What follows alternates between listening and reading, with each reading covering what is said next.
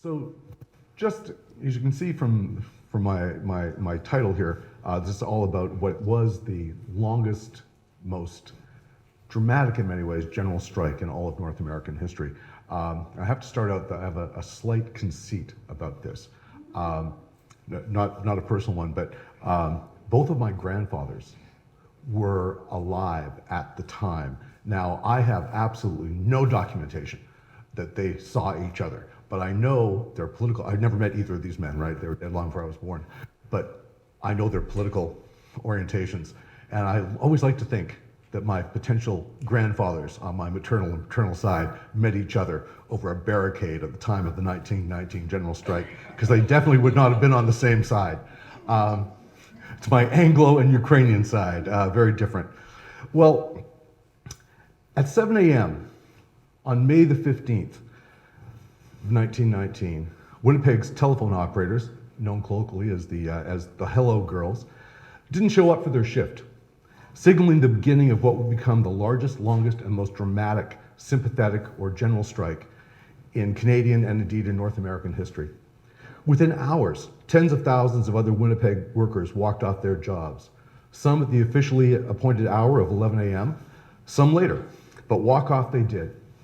By noon, the streetcars, delivery trucks, and horse-drawn wagons that normally filled the streets of Canada's, at the time, third largest city, about 160,000 people in 1916, seemed to evaporate into thin air.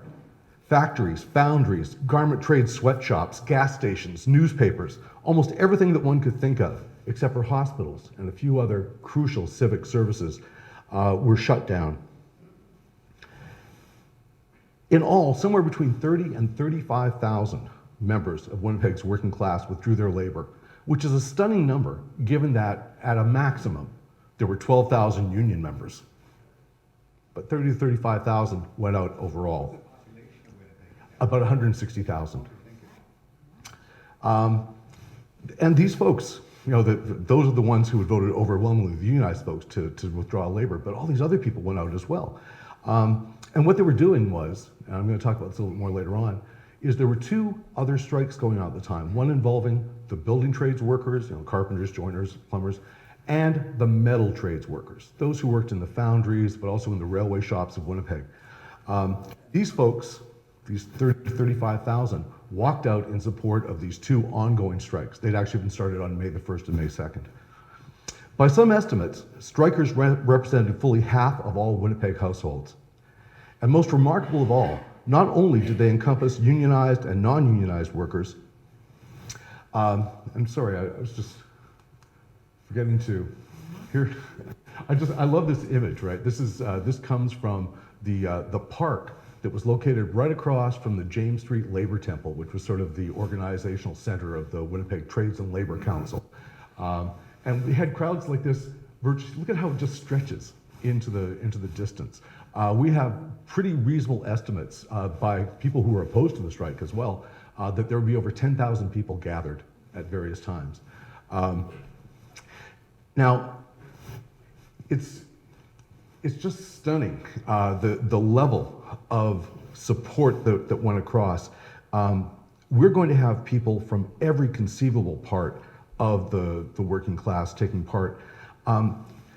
It encompasses, as I mentioned, unionized and non-unionized workers, skilled and unskilled, which was actually one of the biggest divides in the old labor movement.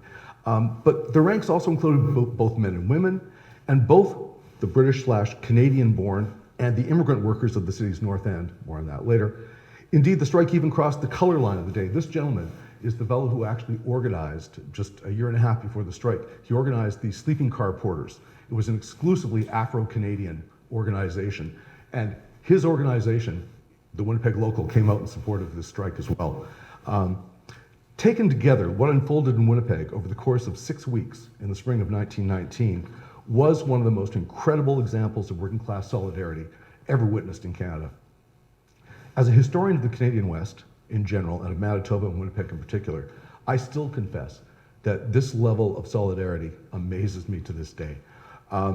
Because I know how profoundly Winnipeg was divided during this era. It was, of course, divided by class and geography, and quite physically. These are the CPR and yards and Weston shops of the Canadian Pacific Railway. Runs right through the heart of Winnipeg, dividing north from south.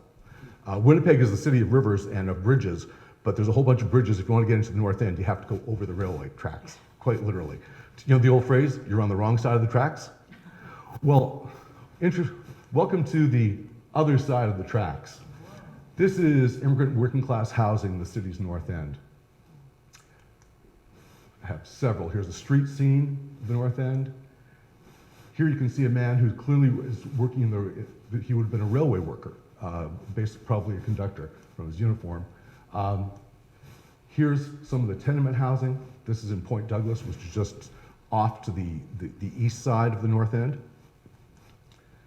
And this is actually one of the nicer, look how crowded it is, but this is one of the nicest pictures I've ever seen of some of the terrace housing on Jarvis Avenue. This is just before you get into the north end. It's a lot of railway workers, and in fact, some of the porter car workers lived in these tenement housing units on Jarvis. Here's the interior of some of these immigrant working class houses circa 1915.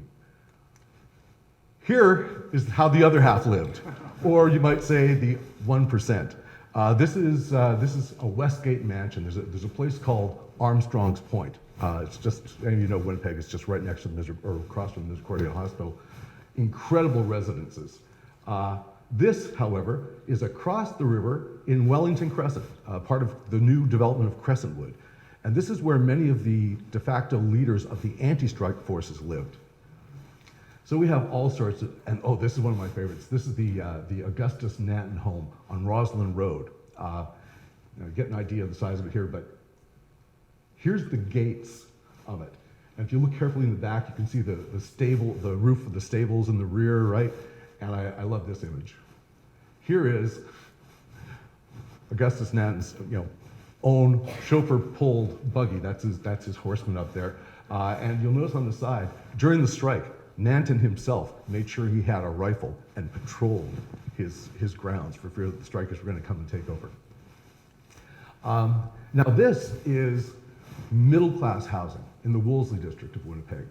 Now it's certainly not as luxurious as those mansions I just showed you, but clearly we have some pretty impressive divides between the working class, particularly the ethnic working class, and the elite of Winnipeg. Winnipeg was profoundly divided by ethnicity as well. The images that I showed you of North End Winnipeg housing were almost exclusively those of the immigrant working class. Not the slightly better off British or Canadian-born workers, many of whom were part of what we call the aristocracy of labor, the skilled workers who probably had access, if they had a union card, they actually had access to some better paying work, a little bit more stable work. Now their homes weren't exactly palatial, but they were certainly a step up from the shacks and tenement housing that I just showed you. But the divisions between the foreigners, and here I have to point out, now I'm talking about Canada. So in Canada of 1919, the term foreigner could never be applied to someone who came from Scotland, England, Wales, or Northern Ireland. No matter how recently they were off the boat, they're not foreigners. They were British subjects, and Canada was still part of the empire. And actually, this is an important part of the story. So just remember that, right? They were automatically deemed to be having all the same rights as any Canadian citizen. Well, so these folks, this Anglo-Celtic majority, I won't distinguish between Canadian-born or British-born, these folks, the division between them and the immigrants were deep and bitter. In fact, we're going to see in January of 1919, this is what amazes me. As recently as January of 1919, we saw riots break out in Winnipeg. This is a headline. Groups of returned soldiers, so the veterans, remember the Great War has just ended. So we have a lot of returned soldiers back. They are livid, and I'm going to talk more about the reasons for their exact anger, but they were absolutely furious that all of these aliens, some of whom were classified as enemy aliens, right, because they'd come from nations that were part of those we were fighting against during the Great War, they got word that there was going to be a meeting of some of these left-wing immigrant radicals that are going to be in the, like most cities, Winnipeg had a market square where people could gather, right? It was just behind Winnipeg City Hall. Word was that they were going to be there, and they were going to be talking about the recent revolutions in Germany that were going on, and the death of a couple of major revolutionary leaders there, Karl Liebknecht and Rosa Luxemburg. The returned soldiers go, we're not going to have this on Canadian soil. And so they go and they're going to break it up. Well, the people who had organized heard that the soldiers were coming, so they didn't show up. But the returned soldiers, really frustrated, they go, and we don't know who, but someone apparently yelled, the Socialist Party of Canada headquarters is just down the street. So those of you know Winnipeg, this was on Smith Avenue, this is where the headquarters were. So the crowd marched over to the Socialist Party of Canada's headquarters, broke in, got inside, they had a piano inside, they threw the piano outside, then they went into the party's little library, threw all the books outside, and then lit the whole pile of books and piano on fire. And then they headed into the immigrant working class districts, and for 3 days they rampaged. They went. This headline actually shows that they went to the Swift Canadian plant at one point because they had hired a whole bunch of enemy aliens to work, and they wanted all these people fired. It was brutal. At one point, a rather well-known Jewish radical who owned a small dry cleaning shop. He had his dry cleaning shop broken into. They couldn't locate him, but they found his wife. They made her kneel down and kiss the Union Jack, just to show who's really in charge here. It was a pretty ugly, and literally Winnipeg was in mob control for about 3 days, and the authorities did hardly anything, because after all, they were only rampaging through the foreign district. This brings us, though, to another important division in the Winnipeg of 1919, the divide between those who'd served in the war and those who hadn't. With the Great War recently concluded, thousands of returned soldiers were flooding into Winnipeg as part of a rapid and unplanned demobilization. I should just point out that the next headline just shows, mob resumes rioting, right? It literally went on for 3 days. Well, these fellows had come back home from the war, and they're confronted, first of all, by an ongoing influenza epidemic. Unemployment is high. There was no planning for demobilization. They got back and the government said, you're done. That was it. They weren't going to get their war service gratuities for months later on. They didn't know when. It's a tight labor market. Inflation was rampant. The cost of everything was just skyrocketing. And then from their perspective, they see this reality that those who hadn't served had done very well for themselves while they'd been risking life and limb in the fields of Flanders.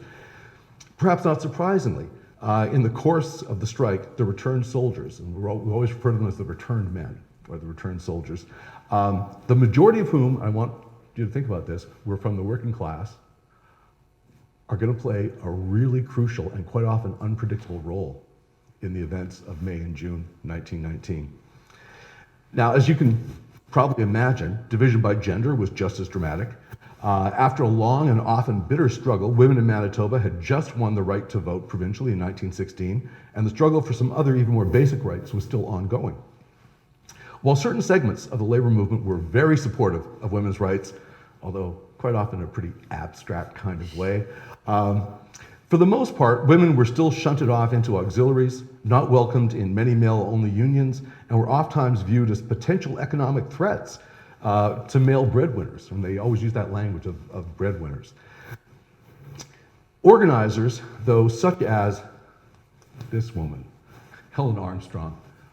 Oh my goodness, you want to meet someone who can organize? She was, nowadays as we have organizing drives in many of the service fields represented by women, she would be in her heyday. She went and organized workers in restaurants. She organized, primarily women workers in the bakery and confectionery trade. She was just absolutely remarkable. She was a pioneer, along with some other women, Catherine Queen and Edith Hancock. They're both members of the Women's Labor League.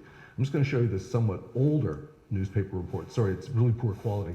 But Helen Armstrong, as early as 1917, is working to organize women into unions. And they are quite often female-only unions. She focused upon women who were working in these areas that had never been subject to unionization before.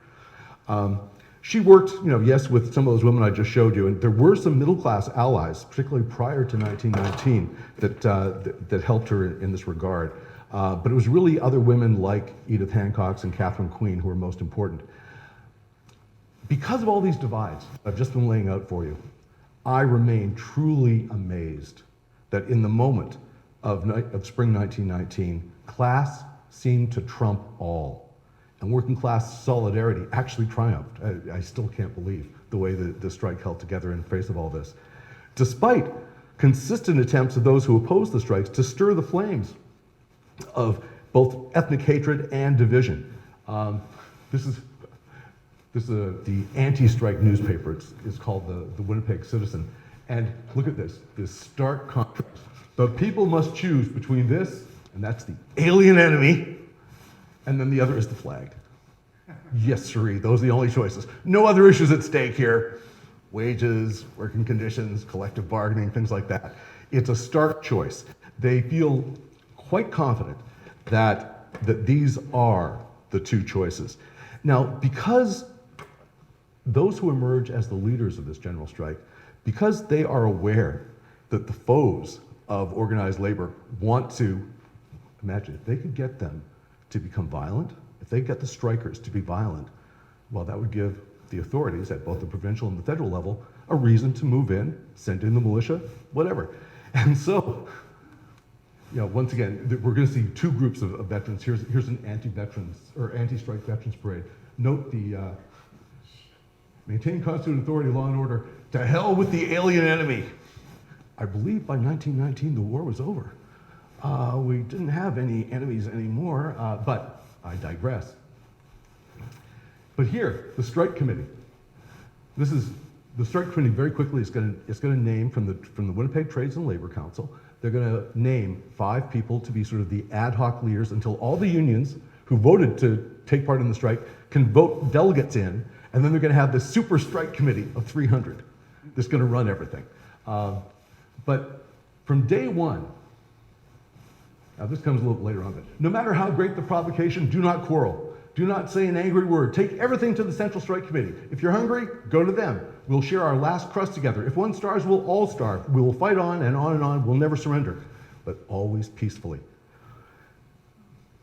They insist from day one that it has to be a peaceful withdrawal of labor.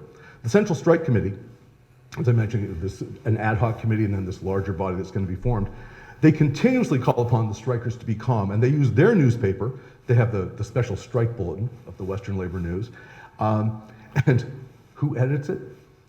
A social gospel minister by the name of Bill Ivins, who ran something called the Labor Church, right? He's a former Methodist minister who had left the church because he was a pacifist and created this branch of the larger labor church movement. And he's now acting as the editor of the strike, of the Western Labor News and the strike bulletin. He actually used this phrase: our fight consists of doing no fighting.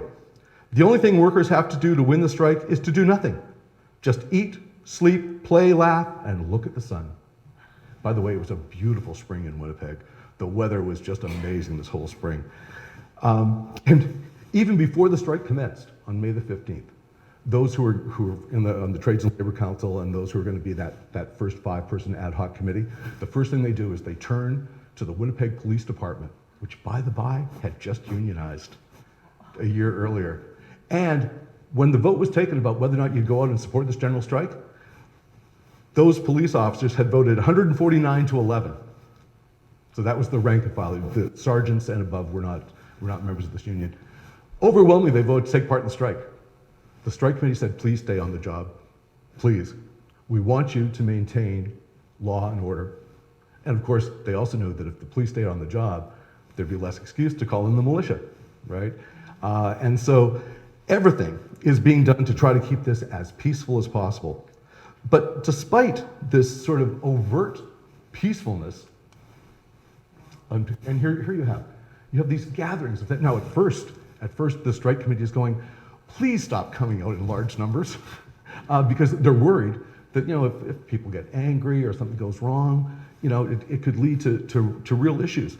But The workers want to come out. They want information. They want to know what's going on. And those who are opposed to it, to this strike, very quickly decide that, okay, this is Victoria Park, I've mentioned several times. Right across from Victoria Park is the James Street Labor Temple, which is the home of the Trades and Labor Council of Winnipeg. And it's sort of the epicenter of the strike committee. Those who are opposed to the strike start referring to this as the seat of the Winnipeg Soviet. I kid you not. Now, while this may sound like simple hyperbole, I think you do have to place the events of 1919 into a broader context. I think, as you all know, in October of 1917, this fellow had led, I don't want to call it a revolution, it was essentially a coup d'etat. It's the second Russian Revolution of 1917. Now, he and his relatively small band of Marxist revolutionaries were now at the helm of the Russian Empire, which they claimed would now be run by a dictatorship of the proletariat, i.e. a worker state run by and for the workers.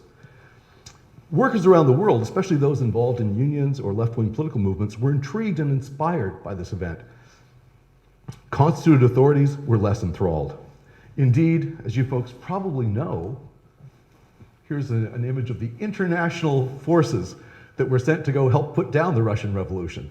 In case you don't know, American, Canadian, British, and the troops of 10 other nations were all sent to both Siberia, but also to the other northern coast of Russia to help the whites put down the revolution. Well, not only was there revolution in Russia, or was there revolution afoot there were also revolutionary uprising in Hungary, in Germany, and in Italy. This is the beginning of the Biennio Rosa, the 2 red years. Meanwhile, inspired by the Russian Revolution, communist parties were springing up all over Europe, altering the landscape of left-wing political action in most of Europe. And closer to home, in Seattle, in February, the workers shut down the entire city for 5 days. It was a general strike in support of striking longshoremen.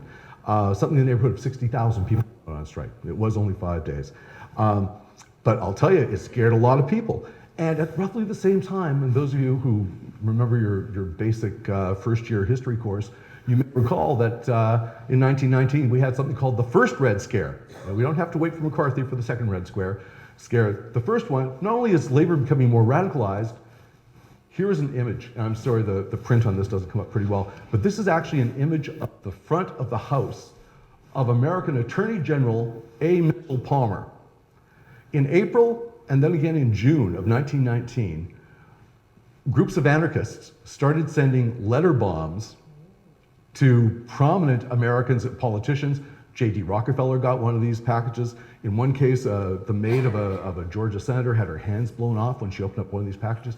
This scene, however, and please don't laugh as I tell you what happened here. This is the house of A. Mitchell Palmer, and of course he's the Attorney General, he's a prominent target. So there was an anarchist who was going to bomb him, only this was going to be a big one. It wasn't going to be delivered in the mail, so he had a valise. And he's walking along with it, and he trips. And so here you can see there's damage to the front of the house, but he trips before the house and it explodes. 2 doors down lived the relatively young Assistant Secretary of the Navy, Franklin Delano Roosevelt. The collarbone of the anarchist ended up on his front yard, and the man's scalp ended up on his roof. It was pretty gross. But of course, you can imagine, with bombings going on, with radicalization growing, there's a lot of people who are very, very worried about what's going on. Later on, of course, Boston's going to have a famous police strike. There were also May Day demonstrations across America. The leader of one of the most important leaders of the American labor movement and of the American Socialist Party, Eugene V. Debs, had been imprisoned during the Great War because of his opposition to the draft. And so he was still in jail. And so in protest, some of the May Day demonstrations in America got quite violent. And then, of course, we're going to see A. Mitchell Palmer, who was kind of shooken up by this. He launches his famous raids, the Palmer raids. And you folks have probably heard of his leading lieutenant in this. He promoted a young man by the name of J. Edgar Hoover. and one of his specialties was going to be hunting down Reds. In all, something like 5,000 foreign radicals were arrested. Several hundred were deported without any sort of trial. But even closer to home, 1918-1919 was proven to be a record year for labor unrest and strikes all across Canada, because workers were seeking to make up for lost ground in the struggle for a living wage. As I said, inflation had been rampant. Workers had not been getting pay increases that kept pace in any way, shape, or form. And all the way from Nova Scotia in the east to Vancouver Island in the west, we see an outburst of strike activity. And as soon as the Winnipeg General Strike was announced, labor councils scattered all across Canada announced their sympathy with Winnipeg's workers, and trades and labor councils in 30 Canadian towns and cities eventually launched their own smaller sympathetic strikes. Perhaps even more to the point, that's why I have this man's picture up, members of the Winnipeg business and legal community knew that in the lead up to the Winnipeg General Strike, the labor movement in Winnipeg was going through its own internal battles. More overtly radical men, such as R.B. Russell, he is going to emerge as sort of the foremost leader of the strike forces. But he and his good friend and co-worker in the metal trade shops of the railway yards, Dickie Johns, and a carpenter by the name of George Armstrong. All three of them belonged to the Socialist Party of Canada. They were all advocates of more industrial style unionism instead of sort of traditional craft unionism. They wanted to see workers in an industry, no matter what their skill was, to all be brought into the same organization, be more effective for fighting the employers and getting higher wages. That was the idea of it. These folks were clearly winning some of the battles. You know, if the Winnipeg elites paying pretty close attention to what's going on in the labor movement, because they have to negotiate with these folks. And they're aware that the people further on the left are beginning to beat out some of the more moderate traditional leaders. Whoops, don't have that yet. The people like James Winning, Ernest Robinson, J.L. McBride. These are more traditional trade unionists who still dominated the Winnipeg Trades and Labor Council. But it seems like Russell and his friends, they're coming up close behind. R.B. Russell tried to become the president of the Trades and Labor Council, but he failed by rather massively his first time out, but his popularity is continuing to increase amongst Winnipeg workers. Well, we're going to see something interesting though. The other part of the debate is not just about how you organize workers, you know, by skill or by entire industry, but there's also a question about how we should use this brand new tool of the labor movement. Remember I mentioned the Seattle workers had gone out on a general strike? Well, Winnipeg workers had actually pioneered, well, there were some other cases of this, but in Winnipeg, a smaller general strike in 1918 had caused the city of Winnipeg to completely cave in and reinstate all the workers that had tried to fire from the civic services because they had had the audacity to walk off the job in search of higher pay. It was a complete, when the Winnipeg Trades and Labor Council threatened to take out all the other unions, a few started coming out, and before you got past 5 or 6 unions, the simple threat of the general strike caused the city leaders to cave in. They gave in to all the demands of the civic workers. And 3 more times in 1918, the mere threat of a general strike worked. So you can see that in the minds, not just of the radicals, but also the more traditional trade union leaders in Winnipeg, sympathetic or general strikes work. It's a great tool. All of this is nerve-wracking for Winnipeg's elite. Ideologically, though, I want you to understand that the battle was even more profound because in some ways, you actually have the folks who I would refer to as the further left, the R.B. Russells. They were really becoming even more radicalized, and as was Western labor in general in Canada. In March of 1919, R.B. Russell and a number of his closest friends, they actually got the Winnipeg Trades and Labor Council to agree to send them as the Winnipeg representatives to this, instead of a national labor council meeting, the Trades and Labor Congress of Canada, they felt, the Western labor leaders felt that the Eastern Canadian labor leaders were way too much in the pocket of sort of the union bureaucrats, right? The Gomper types, the accommodationists who kept on giving in to employers. And so they decided that they're going to hold their own separate labor conference for Western workers. And it's going to be very important that R.B. Russell and others are from Winnipeg's further left labor movement are going to be those who are represented. Now, I want you to be clear on this. R.B. Russell and the men I've just mentioned, Dickie Johns and George Armstrong, they were members of the Socialist Party of Canada, and there was definitely a Marxist perspective in the Socialist Party of Canada. But they were what we would refer to as impossibilists, right? Their view was, okay, you can never actually reform capitalism sufficiently for the interest of workers and et cetera. Just the system itself. You can't do it just by politics or just by union. But they felt that eventually, workers will learn. They will learn that they're going to have to take control, but there's nothing in the Socialist Party of Canada that calls for any sort of immediate revolution, right? They're Marxist, but they're certainly not like Lenin. Well, I'm not so sure. Yes? Was there any IWW? There wasn't, but I'll tell you, the opposition said there was. They saw, in fact, one of the things coming out of this meeting is they decided to take, you anticipated me, part of the IWW model, of course, is syndicalist, right? You're going to take control of work at the workplace, right? And at this labor conference, not only do we see a move towards more industrial unionism, but they actually call for the creation of one big union, which sounds an awful lot like the model of the IWW. And those who are paying attention to this, including I almost said the RCMP, I've met the Royal Northwest Mounted Police, they haven't become the RCMP yet. They have spies in attendance. And they're going, well, of course they do. They go, this is IWW. And of course in the States, for those of you who don't know, the IWW was a much feared group and heavily suppressed during the Great War. Well, the fact that R.B. Russell is associated with this left, and I'm going to talk about this a little more later on, just sends shivers down the spines of many of the leaders. But actually, to be honest, some of the most important employers in Winnipeg, people that the strikes start against, remember I mentioned you had building trades workers and metal trades workers? Well, in Winnipeg, now, the metal trades workers who worked for the railways, they'd all been unionized for a while, and their right to collective bargaining was more or less accepted, right? But there are a bunch of what we call contract shops, run by men like T.R. Deacon, former mayor of Winnipeg and co-owner of Manitoba Bridge and Iron Works. He doesn't want unions in his shops.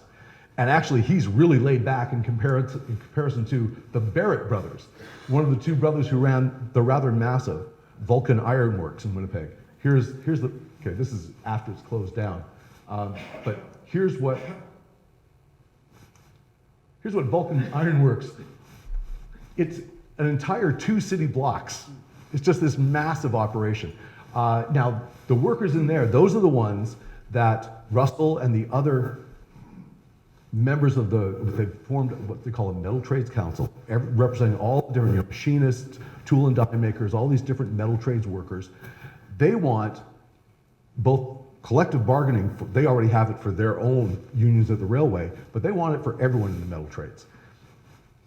Deacon and the Barrett brothers, they want no part of this. In fact, they already know Russell. They don't like Russell, they don't care about his politics that much, they just can't stand him because he's a very effective negotiator and keeps on threatening that he's going to take all their workers out if they don't give in on the basis of collective bargaining.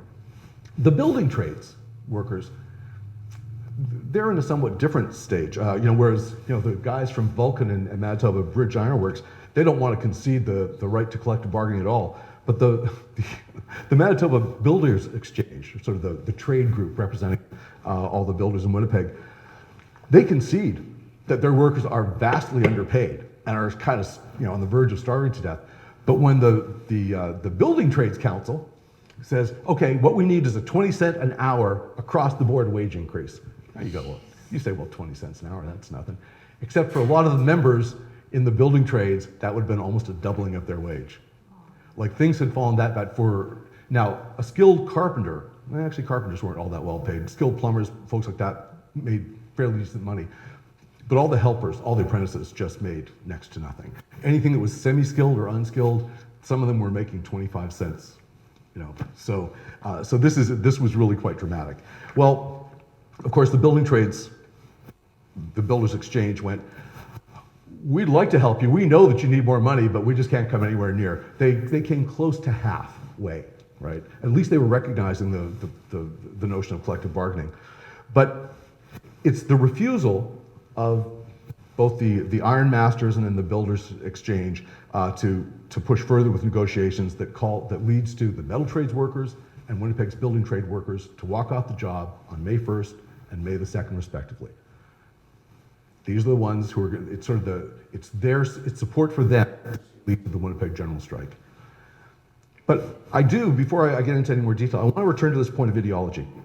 As I've already mentioned, a handful of Winnipeg's more prominent labor figures were clearly associated with the far, if not necessarily revolutionary, left via the Socialist Party of Canada.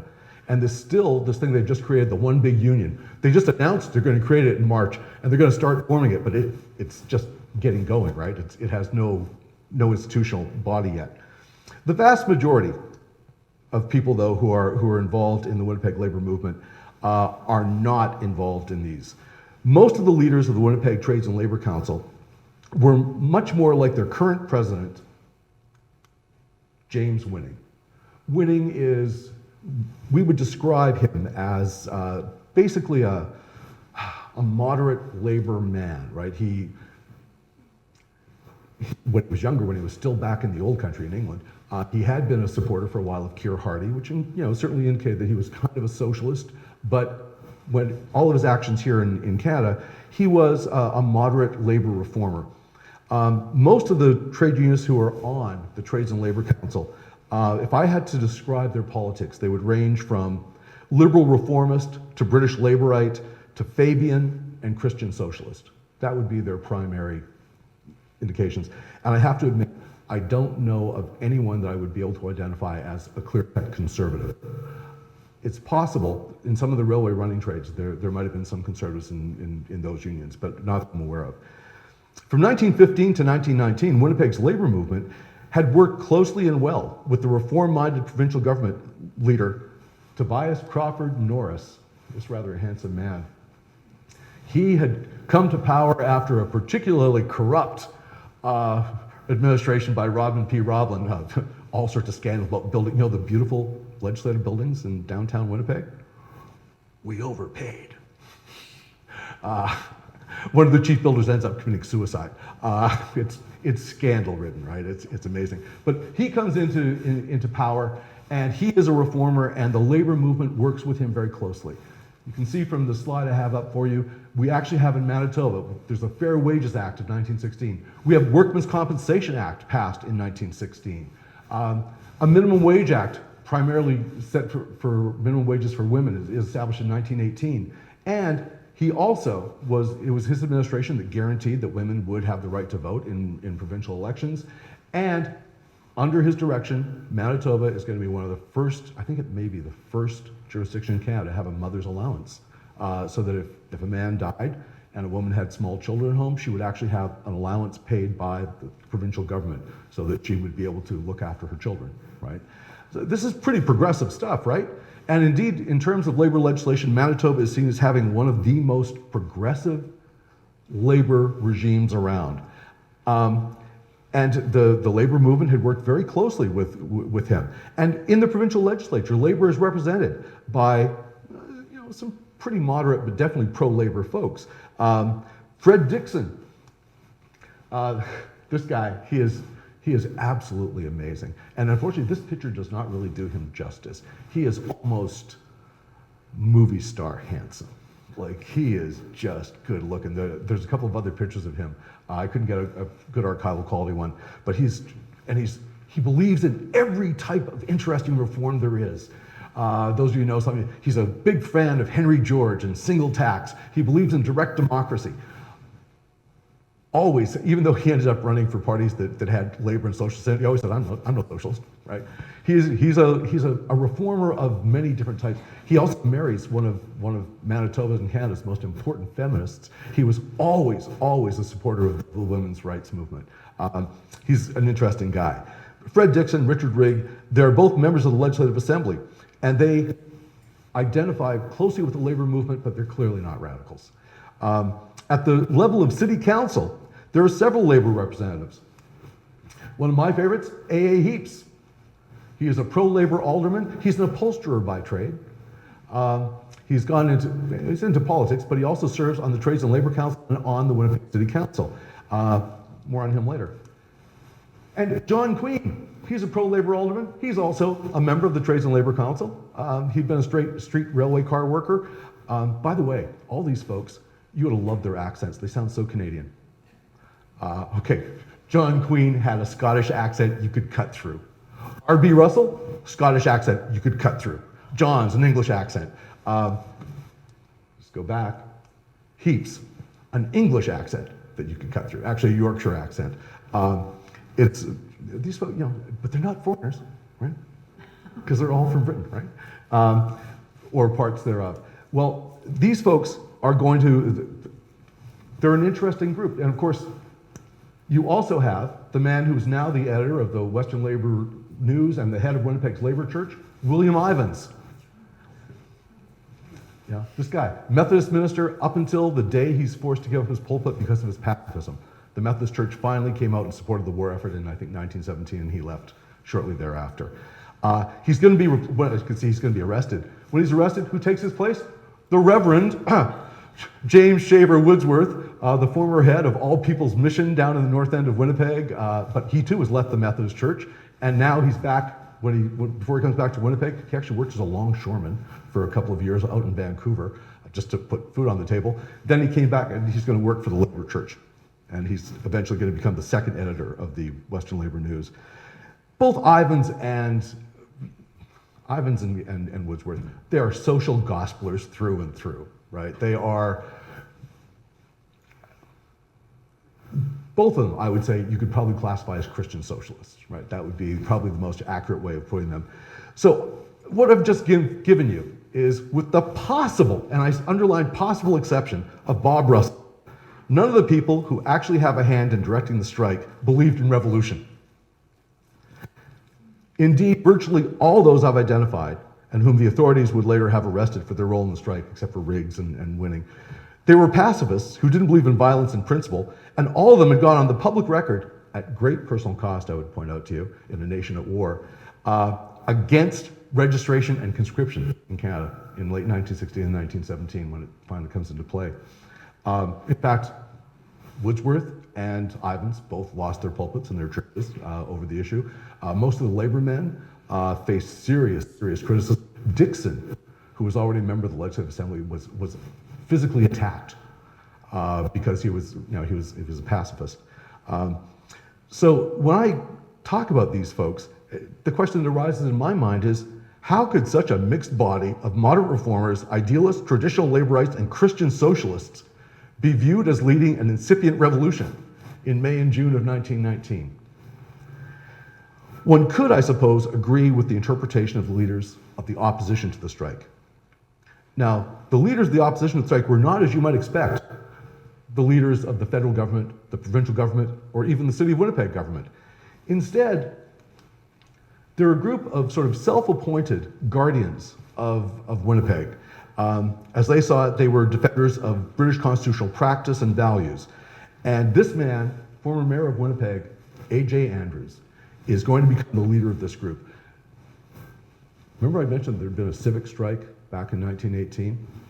At that time, a group of 100 Winnipeg citizens got together to try to mediate the strike. So they were called the Committee of 100. Andrews goes, brilliant idea. Now, that Committee of 100 had actually been composed of a bunch of primarily middle-class and reform-minded people. Andrews says, our group, it's 1,000 strong. Actually, they never wanted to reveal who they were. They weren't entirely proud, but some pretty serious archival research by a good friend of mine was able to unearth definite listing of 34 members of the Committee of 1,000, and there were probably about 40 right? Who were really, and they weren't middle class. They were all sort of from Winnipeg's elite strata, right? They were the real business, the big business folks, and the lawyers. That's one. Someone said capital. That's one way of putting it, I guess. Certainly, Bob Russell would have seen it that way. Well, you could agree with their interpretation.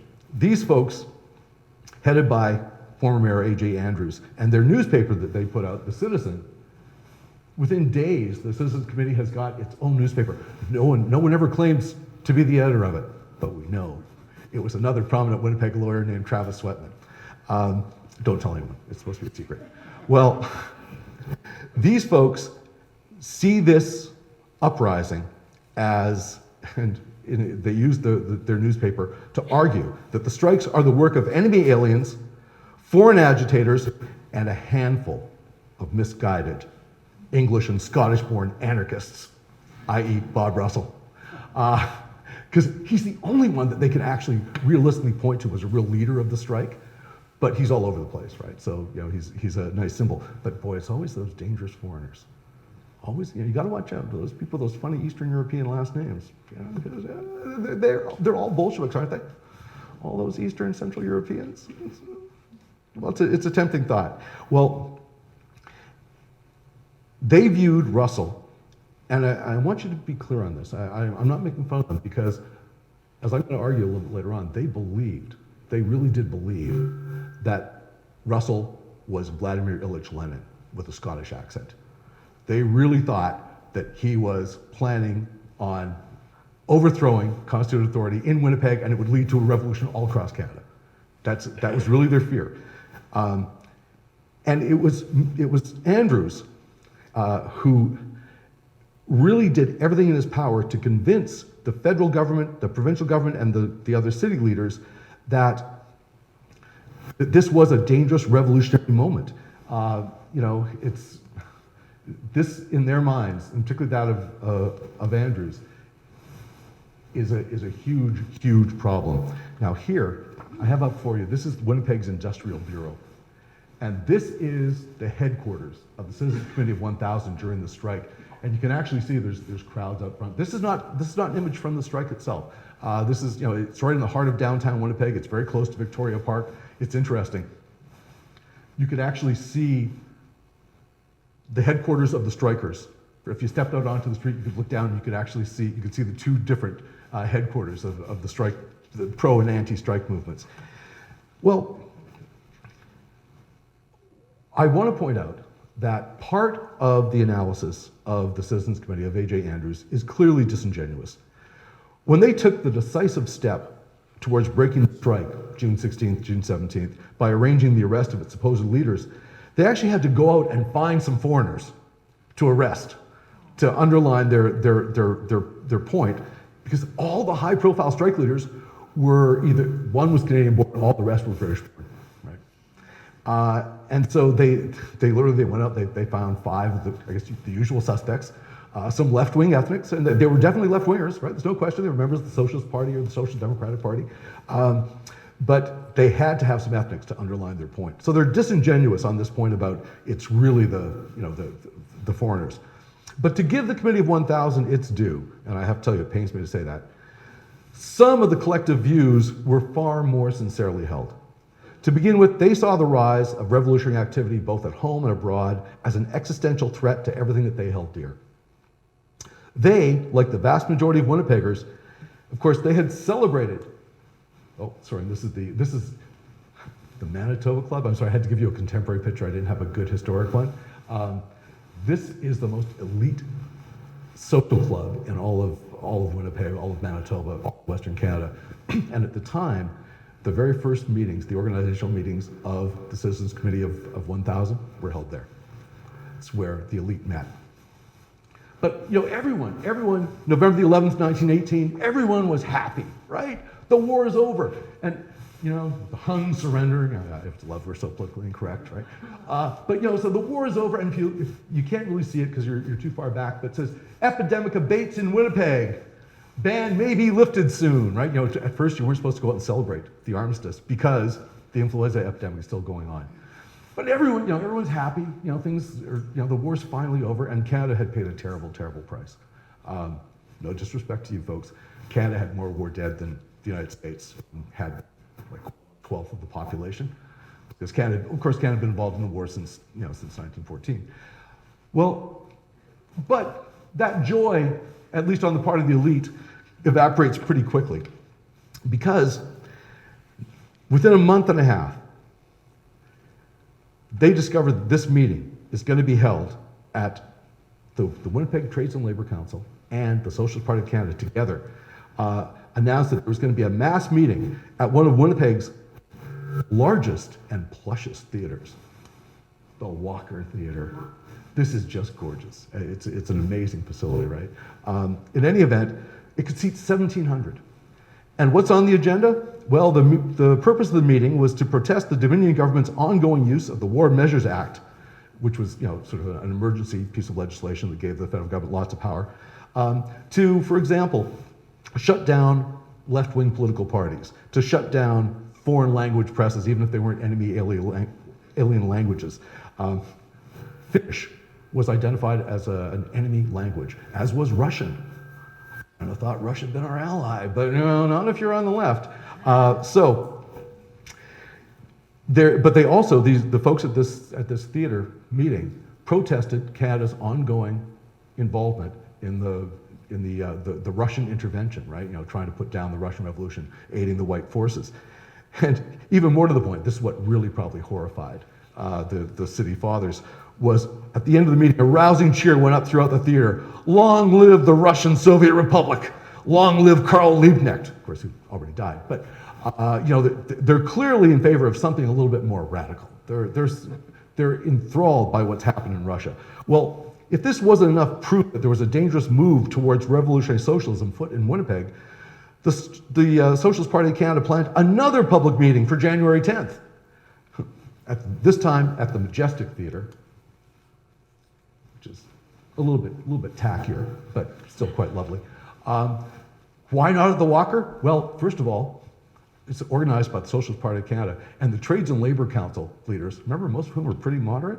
They go, okay, fine, the Walker Theatre was just fine, and many of our members were there, but I think things got a little too crazy. They're not going to sponsor, the TLC is not going to sponsor the second meeting.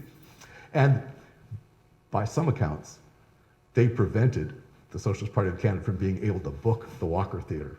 The folks on the left always accuse the moderate leaders of the TLC from blocking them from getting the better theater. Well, another meeting is held, and it's considerably more radical. It's only speakers from the Socialist Party of Canada and the left wing of the Social Democratic Party, people like Bob Russell, George Armstrong, Sam Blumenberg, Dickie Johns, and their speeches were much more overtly capitalist and distinctly in favor of a new system of government where workers would be in control. The military and Northwest Mounted Police spies and attendants took very, very careful notes. I know I've seen several of them. Of course, it wasn't only members of Winnipeg's elite and future members of the Committee of 1,000 who took note of this meeting. When it was announced that the Socialist Party of Canada is going to be hosting an outdoor gathering 2 weeks later, both to discuss the revolutionary situation unfolding in Russia and to publicly mourn the deaths of Liebknecht and Rosa Luxemburg, some great war veterans decided to make their feelings known. And that's when that outbreak of violence I described at the beginning took place. That's when you have the attempted confrontation in Market Square, then the march to the Socialist Party of Canada headquarters, then the 3-day rampage through the working class districts of Winnipeg. Now, to tell you the truth, some of the future leaders of the Citizens Committee of 1,000, they sort of like this anti-radical and anti-alien sentiment, particularly on the part of returned soldiers, right? They like to know that someone was being loyal, or at least on their side. But they were horrified when they learned of the results of the Western Labor Conference that I'd mentioned that was held in Calgary only a month later in March, the 13th to the 15th. Now, here once again, these are the preliminaries. As I already told you, this conference was called by Western Canada's labor leaders because they were convinced that the National Trades and Labor Congress was far too much under the control of the union bureaucrats of Eastern Canada and their Gompers-inspired non-political accommodation of safe and sane business unionism. This conference is going to prove to be a major victory for those who favored industrial unionism over traditional craft unionism, but it was also the scene of a major victory for the more overtly left-wing supporters of the Socialist Party of Canada and the most radical sections of the Social Democratic Party. Careful notes were kept of all these proceedings, both by an official stenographer and by several undercover agents of the Mounties. But the official transcript was actually published in its entirety on the pages of Winnipeg's most conservative newspaper. Interesting, the conservative newspaper. The Winnipeg Tribune published 10 newspaper-length pages of the proceedings of this conference. And I'll tell you, this conference report, it was a doozy. Let me share. The delegates, including several Winnipeggers, led by Bob Russell, accepted resolutions that called for the abolition of the present system of production for profit and the substitute thereof for production for use. That's a direct quote. And this is just the beginning. The next major resolution called for the creation of an entirely new industrial style of organization for all workers, the One Big Union, some people thought modeled on the IWW. And then there were resolutions condemning the current form of parliamentary democracy in Canada and urging a move to Soviet-style industrial representation, and a further resolution that indicated the attendees were in full acceptance of the proletariat dictatorship as being absolute and efficient for the transformation of capitalistic private property to communal wealth. True, there was no mention of supporting a violent overthrow of constituted authority, a revolution. But if you were A.J. Andrews, or any member of the Winnipeg elite, really, come on. I know Bolshevism when I see it. That was Andrews' attitude. So all of the above then is the context that helps to explain the perspective of the foes who are arrayed in this strike. Those who are anti-strike saw that it was a revolution in the making, and the logical next step after that Western Canadian Labour Conference and the launching of the One Big Union. But I want to stress this. Bob Russell and his handful of close allies, while influential, hardly ran the Winnipeg labor movement at this time. It's still in the hands of some pretty traditional trade unionists. And Bob Russell, he's a very efficient guy, but so he'd been named by this new organization, the One Big Union, to be its organizer. Well, he comes back to Winnipeg, and he's supposed to be organizing this new industrial union, but he also is the elected representative of the metal trades workers, and he's in charge of all of Division 4 of the metal trades workers, and he has to negotiate with those sons of guns from the private contract shops, right? So he really has no basis, no time to get the One Big Union going. But if you're A.J. Andrews, the One Big Union is there, and it's lurking, and it's ready to launch a revolution. Well, what about Winnipeg's other labor leaders, the far less radical executive members of the Winnipeg Trades and Labor Council, and moderate socialists and reformers who supported the labor movement in the provincial ledge and in the city council? They're in an interesting position.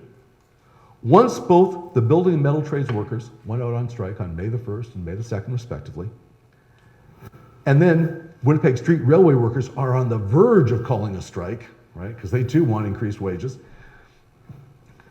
Bob Russell steps in front of the Winnipeg Trades and Labor Council on May the 6th and requested the delegates from all the unions represented by the Trades and Labor Council to poll their members about the possibility of launching a sympathetic strike to help the metal trades and building trade workers win their strike.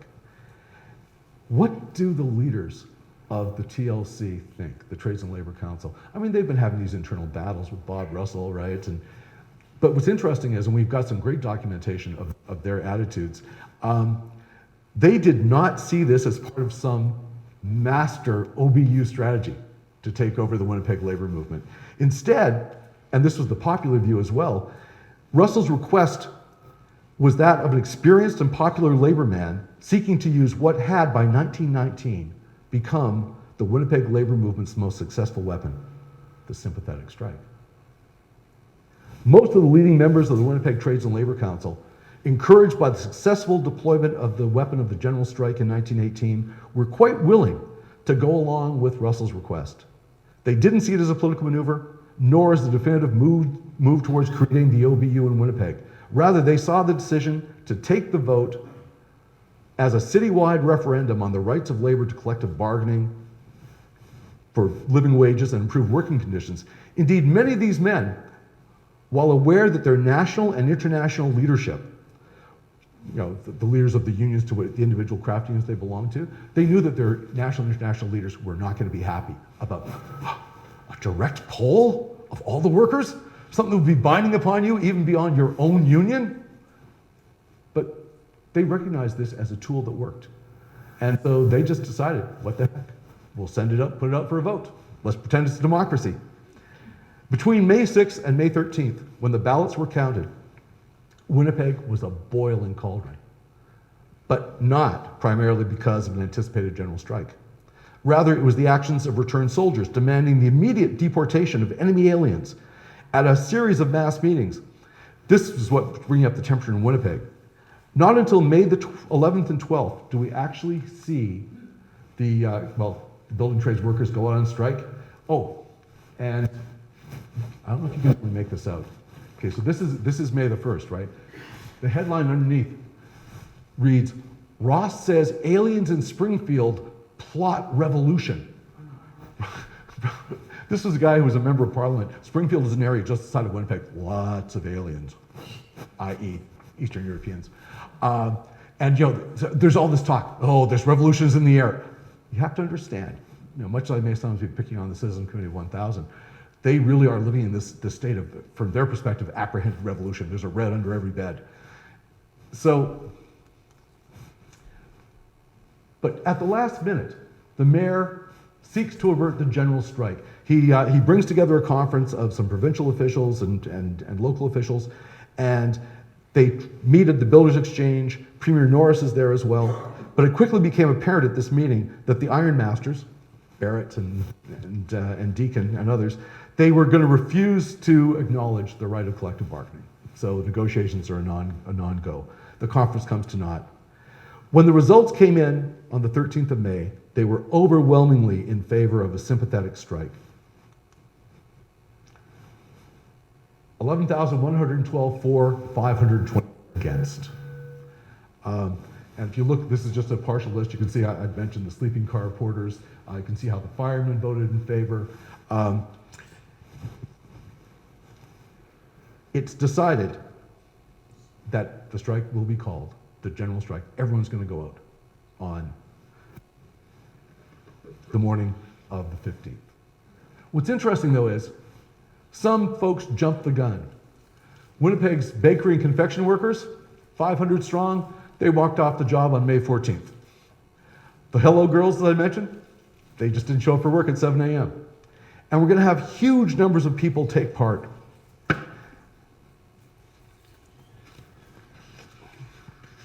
Now, I'm not going to go into all the detail. I tragically wrote like 35 pages just because I like to be over-prepared. But what I want you to consider, I'm just going to go very quickly through some of the events. Once the strike starts,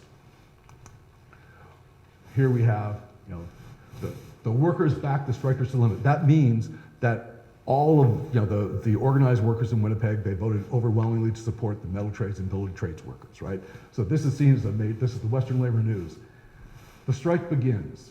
And here is, I've mentioned several times, it's the James Street Labor Temple. It's the home of the TLC and the Central Strike Committee.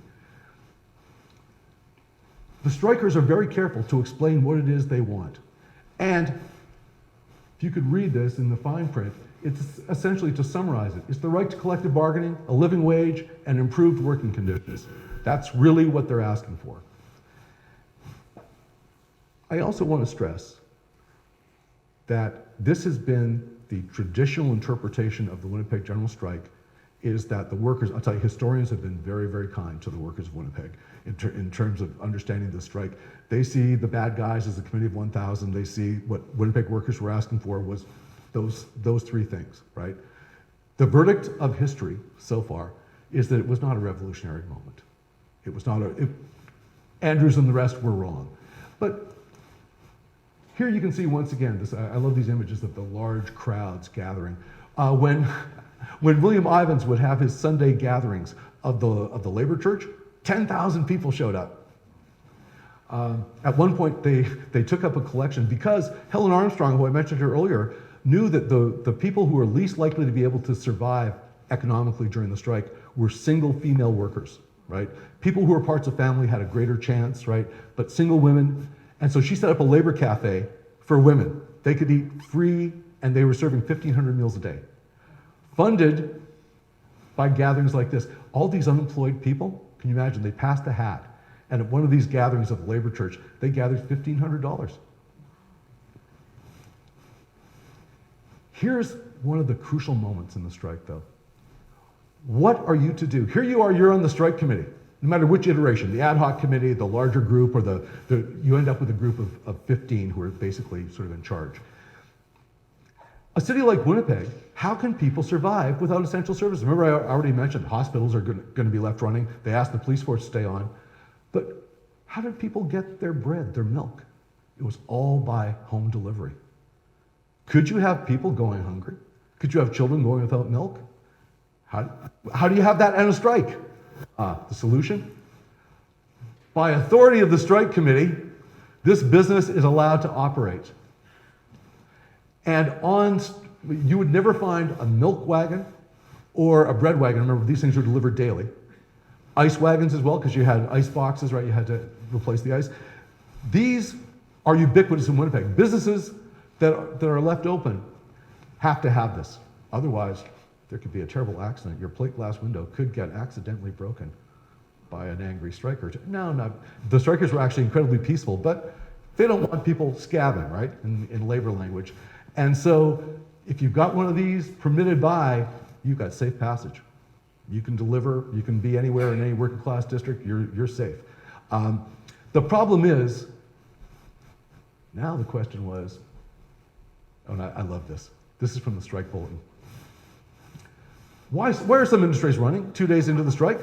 Well, theaters and picture shows are running under strike permit so that the workers can stay off the streets. Please stay off the streets. We don't want violence, right? But then you can see milk and bread concerns are running under permits to feed people. Hospitals are given permits so that the sick may not suffer. Water's kept at a low pressure rather than cut off so that workers will be able to get it. Light supplied for the same thing. You know, we're keeping the city running. The firemen offered to stay on the job. City council said, no, we'll do it by volunteers. No. And so what happened? All of a sudden, the volunteer fire department finds just getting all of these fire alarm calls and no fires.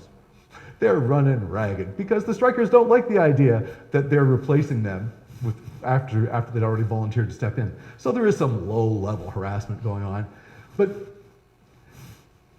from the perspective of those who don't like the strike, who's running Winnipeg? Strike committee. Those dangerous revolutionaries. It's the James Street Soviet running things. Now, once again, I'm saying that in a somewhat facetious way. What's amazing, once again, I'm amazed easily, but what's amazing to me is, for the first couple of weeks of this strike, it is remarkably peaceful. The strike committee is able to convince everyone to stay off the streets. If they're going to gather in the parks. And there's meetings all over Winnipeg. One historian estimated, and he actually was doing most of the counting, that at a minimum, there were 170 mass meetings held in Winnipeg on behalf of strikers and returned soldiers who were pro-strike in the course of that 6 weeks. But here at the Manitoba Club, we're getting nervous because it's the strikers who are running the city. What does this mean? Well, we better start stepping it up. They start recruiting volunteers, including women, to pump gas. They start recruiting workers to go into places where, well, we want to get this particular industry going or that one going. We don't think there's enough water pressure, so we'll take over the city's water, part of its steam plant, and we'll staff it with our volunteers. And then, what about those police? This is another crucial moment. The Winnipeg Police Commission said, Winnipeg Police, you must promise that you will not be beholden to any labor organization. And if you don't sign the pledge, you will lose your job. This is issued early, about March or May the 28th. And you can actually see the text, and this one, you've got the date on it, May the 30th. Hardly anyone was willing to sign.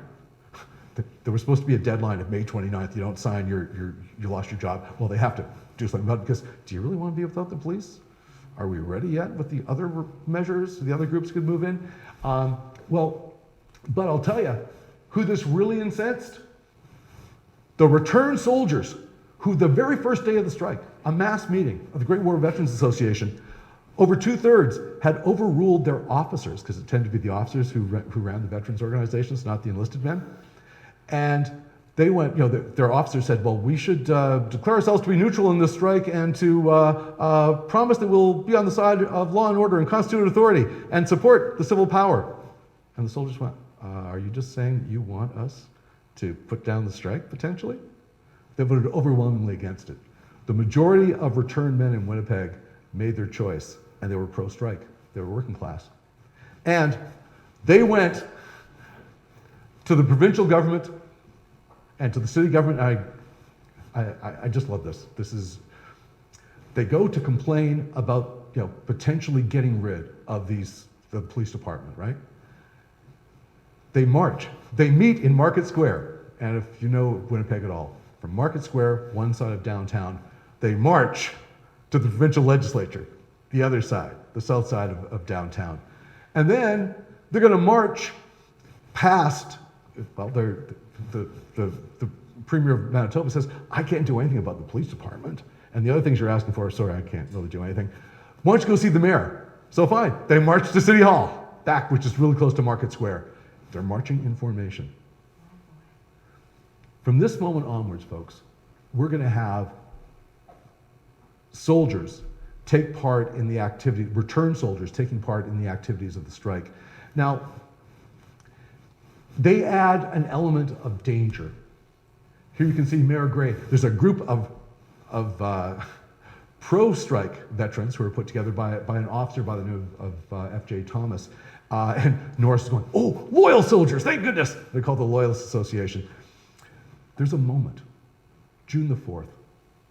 The pro-strike soldiers are going, maybe we should let people who are in the elite know exactly where we stand. So they stage a march that runs through the south end of Winnipeg. Remember all those homes I showed you on Wellington Crescent? Right through there. This made some people a little nervous. But even more interesting, that same day, June 4th, Loyalist soldiers also staged a march, and they came within about 3 blocks of each other. They almost crossed paths, and by most accounts, we know they would have crossed swords, right? There's a level of volatility. Soldiers have been trained to fight. They are ready to fight. And so there's always this increased level. I'm not trying to blame the soldiers, but then the Citizens Committee and the city government go, okay, you know what? We're going to take action. And so they start recruiting specials to replace the police force, because now they're going to get rid of them. They're going to get rid of them on June 9th. In the meantime, they're going to hire these specials. Going to pay them $6 a day. A police force that was approximately 240 members is going to be replaced by 1,800 specials at $6 a day. Remember I mentioned that a collection was taken up, $1,500 to help feed the women at the Labor Day? The same day that collection was taken up, the city council voted a special appropriation of $150,000 to pay specials. We're going to have, once again, you have the anti-strike veterans marching. Here you actually have this emergent leader of the pro-strike veterans, George Bray. Surprise, surprise, the mayor of Winnipeg issues a no parade ban, or a ban on all parades. So what do? The soldiers simply move over to Victoria Park and start holding mass meetings, and they start becoming known as the soldiers' parliaments. Well, overall, even though things are ratcheting up in those early days of June, the strike committee is feeling pretty good because they actually have some negotiations going on. A group of railway worker unions have offered mediation, and it seems like maybe the Iron Masters might even consider collective bargaining. There's some movement being made. And there's also word that, boy, if there is no further movement, the railway running trades workers are saying that they may go out on strike. Oh, sweet suffering Jesus. This is Winnipeg we're talking about. Winnipeg, the Chicago of the North. You shut down rail traffic into Winnipeg, you shut down service to all of Western Canada. You will have shut down service going from Western Canada to Eastern Canada. It is the Chicago of the North. If they walk out, well, certainly then the federal government's going to have to help. It's going to force the employers to start being reasonable, right? You know, you should always be careful what you wish for. Because as things seem to be going well, even as there seems to be a little bit more violence. What the workers and what the strike committee doesn't know is that the A.J. Andrews and others, they're planning the next stage. They make some very important decisions. General Ketchen, who was the commander of Military District Number 10, which included Winnipeg, early on in the strike, he told the city leaders and members of the Citizens Committee, later on in a little sort of memoir-style article they wrote a couple years later, he claimed to actually have formed the Citizens Committee. We know it's not true, but he was taking credit for it. And he had asked the federal government to start sending him more materials. Among other things, he asked for 20 Lewis machine guns. He also is asked for permission to start training more militiamen. He's actually offered an entire battalion who've been demobilized but they've come back to Canada, they haven't been demobilized yet. It's the 27th Battalion. He's told, you can have them if you want. But he doesn't want to use regular troops. Regular troops? That's a bad thing. But if you use local militia, well, he started doing it from very early on. He started having groups of people who volunteered for militia coming in to Fort Osborne Barracks and some of the other barracks for rapid training.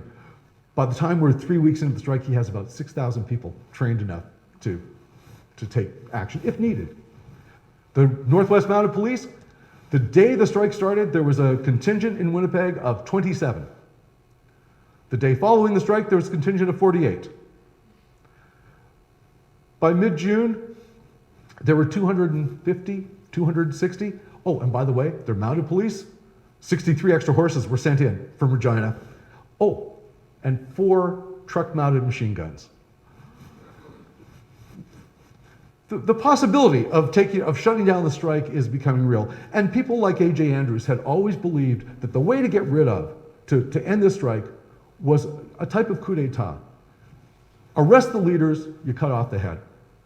But, and I want to stress this, these folks were not looking for that fight from day one, right? They wanted to put down the strike, don't get me wrong. But they didn't want a violent confrontation, and they didn't want to take the draconian action of arresting people, because of course that could create martyrs, right? You don't want to do that. So they were hoping that, that maybe the workers would get tired of Bob Russell, the strike as it's going on, and But when this mediation group that I'd mentioned, when they, a weak need offer was made on June the 16th, and when it's brought to the Trades and Labor Council, or to the strike committee, they're just so mad about this. They're going, you're not offering collective bargaining with the Metal Trades Council, right? That's one of the things we've been on about. So that night at the meeting, they say no to that offer.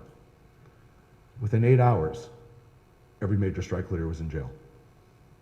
Oh, okay, did I say every strike leader? I meant everyone that the Citizens Committee of 1,000 identified as being the dangerous leaders. There were 15 members of the Central Strike Committee. One was arrested. Anyone want to guess his name? Bob Russell. Only member of the Central Strike Committee arrested that night, Bob Russell. But there are other people who are going to be arrested. Now, I'm just going to click through these quickly. This is only 25 police officers in Winnipeg agreed to sign that slave pact. The rest were all fired. The police were replaced by thugs. And folks, I didn't tell you this because I know I have to get going. I've used up way too much of your time. But the first day they take to the street, they sucked. They were not good. Sorry, that's the technical historical term. There's a disturbance near the corner of Portage and Main. And so some of them, there's one entire detachment. It's a mounted unit, right, of these specials, run by a guy from Fort Garry Horse. He was an experienced cavalryman. But they go into the crowd, they go up on the sidewalk, someone fell off their horse, gets beaten up. Unfortunately, the special who got beaten up was former Sergeant Coppins, VC, For those of you who don't speak fluent Canadian, that means Victoria Cross, the highest military award in the British Empire. The guy's a bona fide war hero and has been beaten up. And of course, although there's no reports on it, or there's no actual eyewitness reports, it was all those Austrians and foreigners who beat him up. No one was arrested for it. Here, the confrontation grows, right? The crowd was angry. It's going to take 200 specials marching. Oh, what you see in their hands? I love this. Special police weapon. Those are their batons. Looks like a baseball bat. They're actually wagon yoke traces, half of it cut in half. And so they're given these and they're supposed to go patrol with them. They kind of were like thugs. The thing is, this had become a dangerous situation, and clearly, we can see these folks. For years and years, we identified this as the strike leaders at Stony Mountain Penitentiary. Well, in point of fact, someone who's a better historian than all of us, actually figured out that this was the Vaughan Street Jail in downtown Winnipeg where this picture was taken. And so the strike leaders, Ivans, because of the newspaper, the people like Heaps and Queen, who are identified as having too much influence, as well as R.B. Russell, they're all arrested. Of course, after a couple of days, it's interesting, and this was the plan, and I promise I'm going to wrap up in just a couple of minutes. The plan was, we're going to deport them. Round them up and deport them. Problem, I'm sure you folks have all paid attention to this because I mentioned this earlier on. How could you deport all of these British-born men? You can't deport British subjects. Oh, unless you're A.J. Andrews and you contacted Arthur Meehan, who is the Minister of Justice at the time, acting Minister of Justice, and said, Arthur, we need to have some mechanism for getting rid of these guys. Could you have the Immigration Act amended? Okay. Now, I don't want to say that Canadian legislation works more quickly than American legislation, but even by Canadian standards, a whole new record was set. Every piece of legislation in Canada, including amendments, must go through 3 readings of the House of Commons, 3 readings of the Senate, and then be signed into law by the Governor General, unless the Queen or King happens to be around. That was done in 45 minutes. According to this, I know, my notes, you always say, in one day, and then you go, no, it actually was 45 minutes. But this allows for those who were British-born to now be subject to deportation. And so all of these folks now could be deported, well, except for George Armstrong. Darn him, anyhow, he was born in Canada. But we'll just charge you with sedition. And effectively, you're being charged with sedition, but subject to deportation under the Immigration Act. But then, and you're not allowed out on bail if you're held under the Immigration Act. Little problem. If you're going to use that Immigration Act, you have to have the express permission of the Minister of Immigration. Arthur Meehan and A.J. Andrews didn't bother telling the Minister of Immigration that they're going to use that for their arrest. But they retrofit it, if you will. But then, after a couple of days, the public protest is, now it's one thing. If you want to kick out people with last names like mine, you might be able to get away with it in the court of public opinion. To do it to people with fine English and Scottish accents, it's going to lead to public outcry. So they decide not to use the Immigration Act, not on the Anglos. My team, yes, but not on the Anglos, right? They are going to use it. They're going to switch over to sedition trials. Now, as you can imagine, people are kind of upset. But that's how they got on bail. When the decision was made, we're not going to try them under the Immigration Act, right? So they get out on bail, but they have to agree that there will be no further involvement on their part in the strike. Effectively, folks, that day, June 20th, the strike is effectively over. In fact, the remaining leaders of the strike committee, without Bob Russell, so the one real radical on it, they're going, we've seen the power of the state. Let's agree to the terms that you suggested in that mediation package. You don't have to deal with the Metal Trades Council. You can deal with individual unions, right? It's all good. We are like this close to the strike being over on June 20th. except the returned soldiers say, "Who the heck died and made you chief?" They're not going to accept any easy defeat. The men who stepped up and took the place of the arrested leader, Roger Bray, they host a meeting and they say, "You know what, we're going to go down and we're going to go interview the leading minister of the crown who's in town right now, Gideon Robertson, and we are going to tell him what we think." It's going to be a silent parade, but we're just going to go and we're going to march in order. Well, as people gathered, all of a sudden, and this is an iconic scene from the general strike, one of the big issues was the Citizens Committee, the last week or so, they'd actually managed to get enough replacement workers to run some of the city streetcars. And a couple of streetcars that at the same time that the returned soldiers have said, we're gonna launch our silent parade to go meet Senator Robertson, well, the crowd knows that this is coming. Thousands of people gather. And they see a couple of streetcars coming down the road, run by replacement workers, that's not what they called them, I believe scabs is the word they used, and protected by specials. They're angry. So they come up, and you can actually see they're literally trying to turn it over. They're trying to push it off the tracks, right? One gets away, the other one doesn't. They break into it, they slash the inside of it, they vandalize it, and then they set it on fire. This time the Mounties are in town.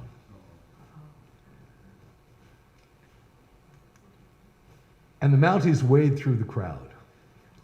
They go through the crowd once, and of course it parts like the Red Sea. They go through a second time, parts like the Red Sea, except people on the sides, they're not really happy about this, and they start throwing missiles. You know, they've got stones, rocks, things like that. And here we will, at this moment, and I gotta tell you, I'm lying here. That is Mayor Gray, and I reads the Riot Act, but actually he was up on the parapet of City Hall looking down at what was happening when he read the Riot Act. This is from him addressing a crowd a couple of days earlier, but it's a good image of him. So it's not really a lie as long as I explain that I've misappropriated this picture. He reads the Riot Act right after, and we actually have the timing of it, because Riot Acts, you know, like when you say anyone who will be in their presence after a certain time, you have to, so 2:35. Everyone is given half an hour to clear out, subject of arrest, except that's the exact moment after the second pass of the Mounties. The officer commanding tells his men, draw your revolvers. Here, things get a little bit hanky. Was it a volley fired over the heads first? Or was it just shoot away? We know that the second volley was a direct command to fire into the crowd. So they ride through the crowd again. And here, this is an interesting part of it. So you actually, and here, let me just go up here. Here you can actually see part of the charge. Right? This photographer by the name of Foote was everywhere in Winnipeg at this time. He's incredible photos, right? So you can see the Mounties riding, right? And here, this is one of their earlier passes, and then getting ready for the next charge. But let me go back to this. Special constables were lined up along all of the alleys that this is basically the corner of Portage and Main and all going down to William Avenue in Winnipeg. They line up, blocking off access to all the escape routes. And so when people start fleeing, because guns are being fired, right? One person's killed immediately. Second person is going to die within days from his wounds, and a number of others were wounded. But most of the casualties come as the crowd flees and they're trying to get away, and the specials come in after them. There's one area just between James and Market Avenue called Hell's Alley. 27 people were beaten to within an inch of their lives there. Like, they were beaten so badly that they were willing to hang around to be arrested by the police. 94 people are going to be arrested. And the militia is finally called for.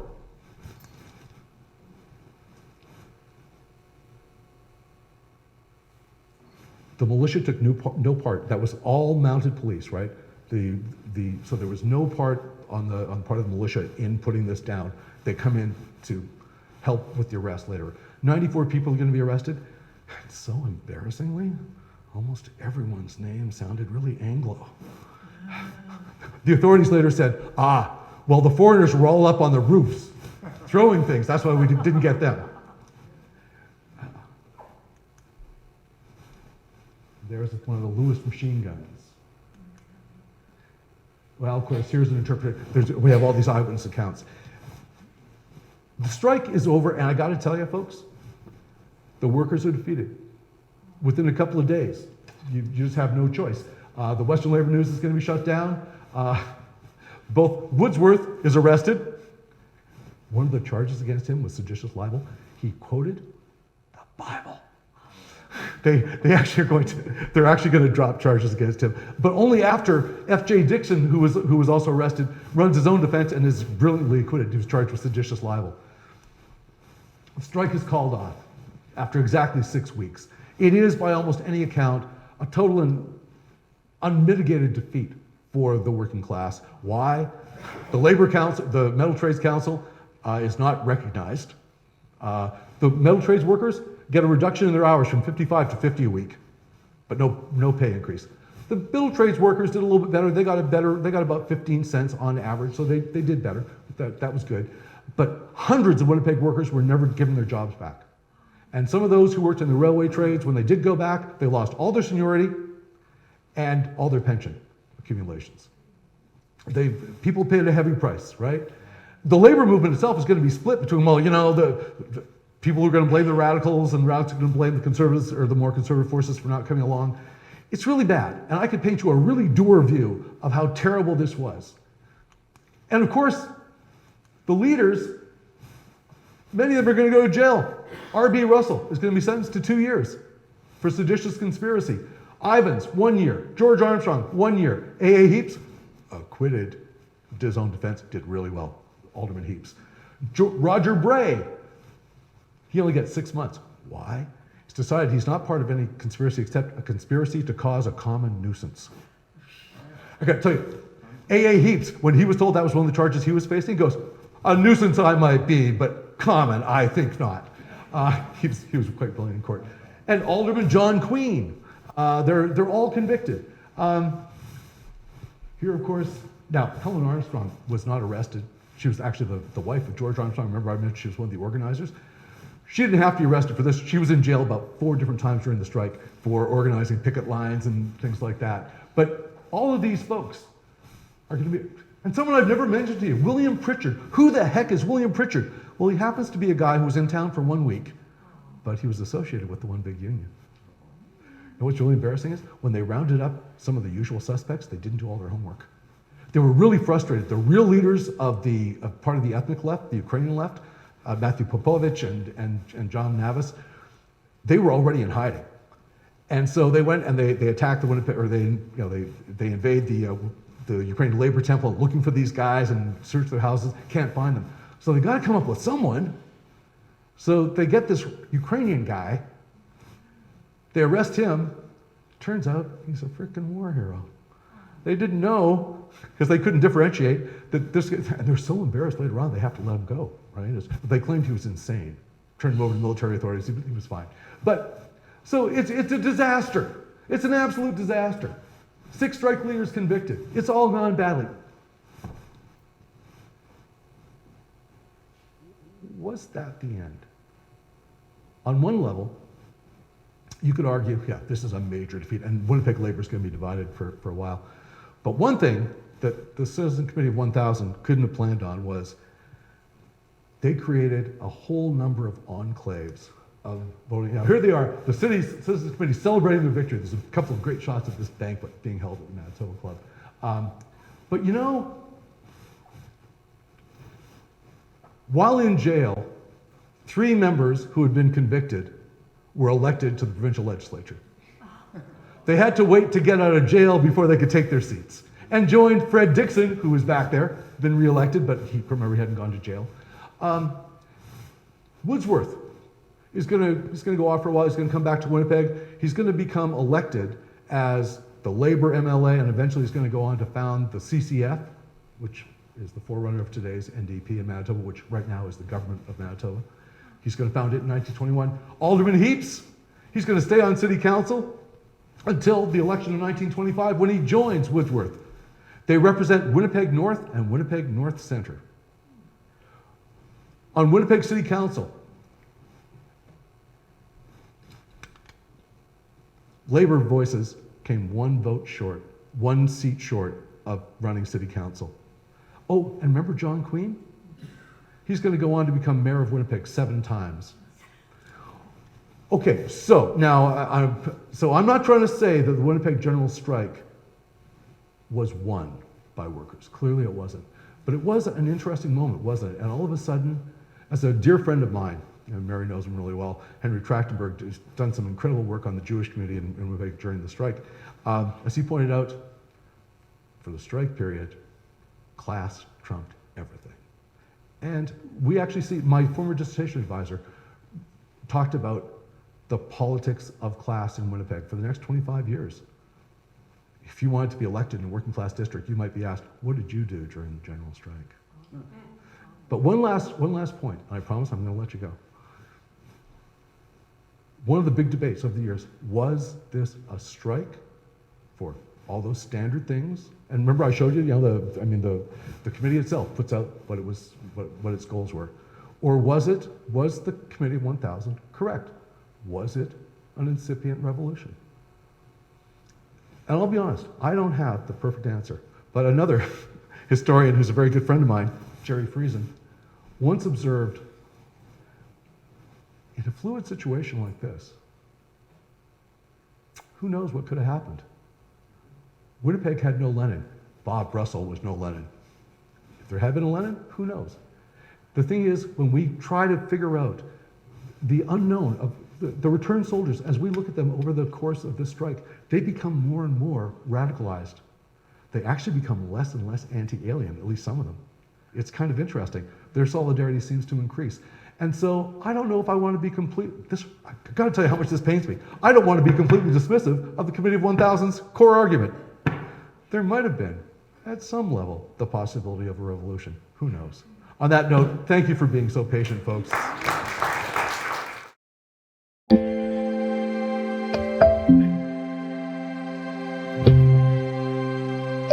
Thank you.